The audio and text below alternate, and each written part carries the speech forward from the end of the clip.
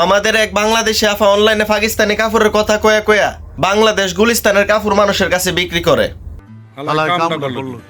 এই আফাটা কেটা আপনারা চিনেননি? এই আফাটা হইলো এক দাদারে বিয়া করা দাদার কুসি বউ। যে দাদার কুসি বউ কয়েকদিন আগে ভাইরাল হয়েছিল। এই দাদির নাম হইলো টনি, সানবি ভাই টনি, যিনি ভিডিওতে দেখে পাকিস্তানের ড্রেস আর মানুষের ডেলিভারিতে বাংলাদেশি গুলিস্তানের ড্রেস। সেই প্রতারণার কারণে তার 2.5 লাখ টাকা জরিমানা করছে।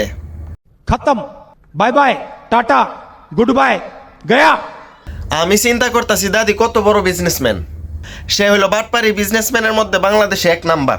কেমনে 1 নাম্বার আমি কইতাছি। প্রথমত হইলো উনি দাদার টাকা দিকে দাদারে বিয়া করে ফেলছে, আর দ্বিতীয়ত হইলো এই দাদারে বিয়া করে উনি ভাইরাল হয়ে গেছে গা, আর তৃতীয়ত হইলো উনি ভাইরাল হবার পরে ব্যবসা শুরু করছে।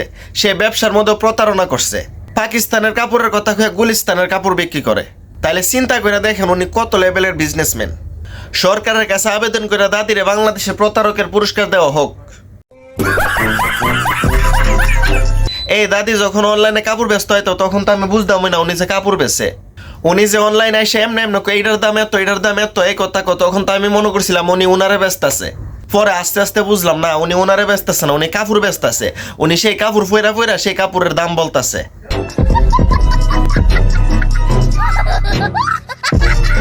আমি যখন ওনার ভিডিও প্রথম দেখতাম তখন ভাবতাম যদি ওনার ভিডিও বিদেশি কেউ দেখে দীক্ষা যদি ওনারা কেউ পছন্দ করে তাহলে তো মনে করবো উনি নিজেরে ব্যস্ত আছে, তাইলে যদি ওনার অফার দিয়া দেয়।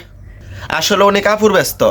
আসলে উনি কাপড়ে সেই কাপড় ব্যস্ত না, উনি পাকিস্তানের কাপড়ের কথা কে বাংলাদেশে গুলিস্তানের কাপড় বেচছে। প্রতারক কারে কেউ ওনারা দেখলে বুঝবেন, প্রতারক কিভাবে হওয়া লাগে ওনারা দেখলে শিখতে পারবেন। এখন তিনি ফেসবুকে এসে মানুষের বংতং বুঝাইতেছে এটা নাকি এমন হয়েছে না ওনার ম্যানেজার নাকি তারা কাগজ দিছে না। এখন এসে কান্নাকাটিও করতেছে। আফা বাটফারি কইরা সবকিছু ঢাকার জন্য কান্নাকাটি করতেছে, সবকিছু ঘুরাইবার চেষ্টা করতেছে। আফা আপনি যদি ভালো ব্যবসায়ী কইতেন আপনার 2.5 লাখ টাকা জরিমানা মারে দুনিয়া থেকে আর ব্যবসায়ীকের অভাব ছিল। দাদি এখন যতই কান্না করেন কাজ হইতো না। মানুষ বুঝা গেছে আপনি পুরস্কার প্রাপ্ত প্রতারক। আপনি পাকিস্তানের কথাকে গুলিস্তানের মাল বেচেন। দাদার বউ হিসাবে মানুষ আপনার ভাইরাল করছে, ভাইরাল হবার পর আরো প্রতারণা শুরু করলেন। আপনার মাথায় খালি টাকার ধান্দা ঘুরে মনে হয়। দাদারা তো বিয়া করছেন টাকার জন্য, বিয়া করে ভাইরাল হয়েছেন। এখন ভাইরাল হবার সুযোগ করে এক বিজনেস করছেন, সেই বিজনেসের মধ্যে বাটফারি। তো আফা ভালোতে টিয়া পয়সা লাগে না, আর দাদার তো টিয়া পয়সা আসুই, তাইলে বাটফারি করে টিয়া পয়সা রুজি করার দরকার কি? এইগুলা বন্ধ করেন, বাটফারি বন্ধ করেন, বন্ধ করে এখন দাদার সাথে সুখে সংসার করেন।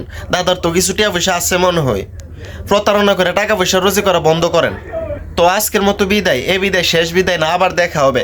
সবাই ভালো থাকবেন, সুস্থ থাকবেন, লাইক কমেন্ট সাবস্ক্রাইব করে পাশে থাকবেন।